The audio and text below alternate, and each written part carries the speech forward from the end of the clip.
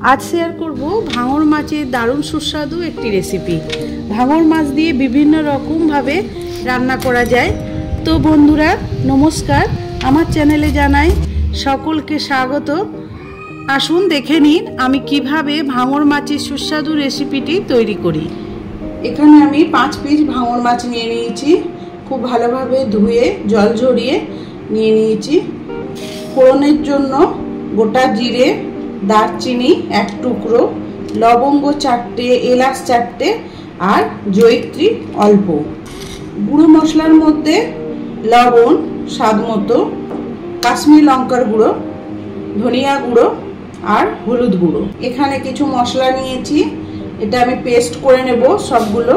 এখানে একটা টমেটো, কয়েক কোয়া রসুন, কিছুটা আদা কুচি, ঝাল বুঝে আপনারা লঙ্কাটা দেবেন। আমি এখানে কয়েকটা লঙ্কা নিয়ে নিয়েছি আর নিয়েছি বড় একটা পেঁয়াজ, এটা কুচি করে নিয়েছি, একসঙ্গে পেস্ট করে নেব। মাছটা ম্যারিনেট করে নেব, তার জন্য পরিমাণ মতো লবণ দিয়ে দিলাম, হলুদ গুঁড়ো, সামান্য লাল লঙ্কার গুঁড়ো আর দেব অল্প সরিষার তেল। খুব ভালোভাবে আমি মাছের গায়ে লাগিয়ে নিচ্ছি।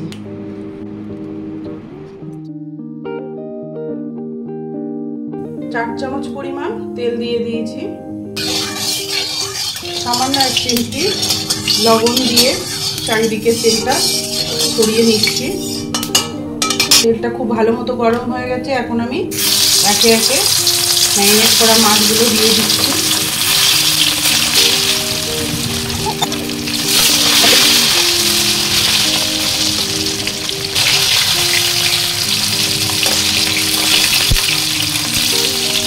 মাছটা ভাজা হয়ে গেছে। এখানে মাছটা ভাজতে আমার 5 মিনিট সময় লাগলো। এখন আমি মাছটা তুলে নিচ্ছি। মাছ ভাজা তেলের মধ্যেই আমি ফোড়নটা দিয়ে দিচ্ছি। এখানে 4 পিস এলাচ, লবঙ্গ, দারচিনি, জয়িত্রী আর গোটা জিরে।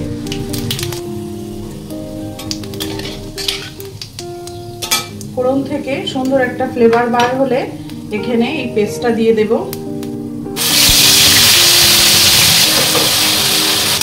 মশলাটা 1 মিনিট আমি কষিয়ে নেব। একে একে গুঁড়ো মশলাগুলো দিয়ে দেব।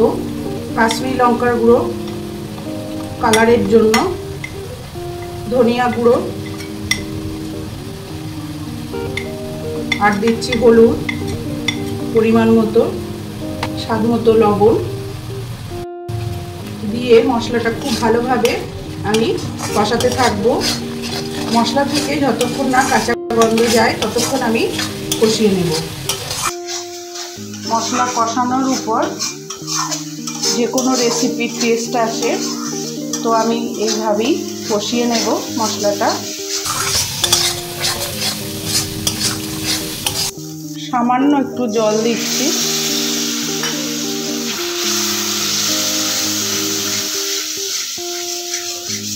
জল দিয়ে নাড়াচাড়া করে নিচ্ছি। মশলা থেকে তেল ছেড়ে দিয়েছে। এখন আমি পরিমাণ মতো জল অ্যাড করব।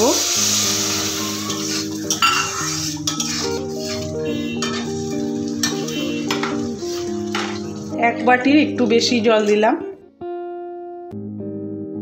গ্রেভিটা ভালোভাবে ফুটে গেছে। এখন আমি ভেজে রাখা মাছগুলো দিয়ে দিচ্ছি।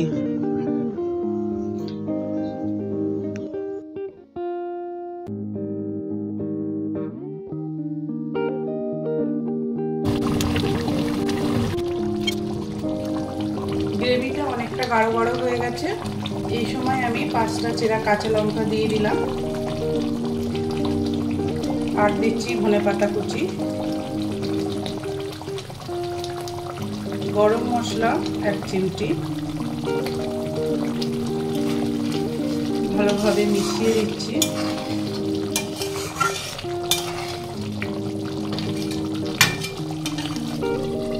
ঢাকা দিয়ে 2 মিনিট পর আমি সার্ভ করব।